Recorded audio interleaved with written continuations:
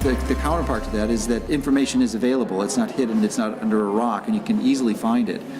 With respect to vaccines, there's a wonderful website by Barbara Lowe Fisher called National Vaccine Information Center, nvic.org, which has an enormous amount and wealth of information.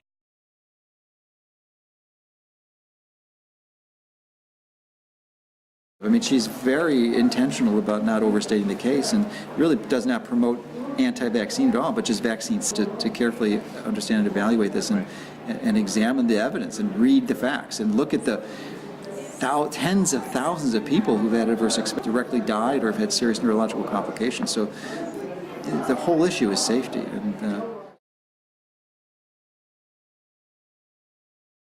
typically a peer-reviewed journal is heavily influenced by the drug advertising industry and even their editorial.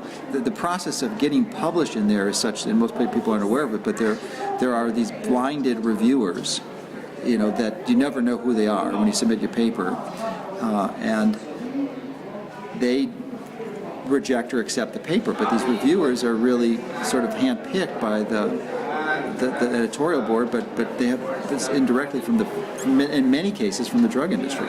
So you know they essentially barricade this type of information from coming in. But even with that restriction, you know, occasionally we see incredible studies. One of the most amazing was published in one of the most prestigious journals in the world, New England Journal of Medicine, many years ago. It was a double-blind, which is even more rigid standard of acceptance, and it was double-blind, placebo-controlled, and it was done in multi-centers at some of the most prestigious hospitals in the country, Harvard being one of them. So you've got the epitome of scientific method being applied and being published in the most prestigious journal in the world, and this study showed that knee surgery, a well-accepted standard form of intervention for knee pain in certain specific cases, was no more effective than a sham placebo surgery. So people who had the surgical intervention, they had their skin penetrated by a laparoscope, but the actual surgical cut of the surgery was not performed. And it was as effective as the surgery, which is mind-boggling. I mean, it was like, I think they were spending $3 billion, when it was published, the amount of money was being spent was $3 billion a year on this surgery. Yet it wasn't and still is being done.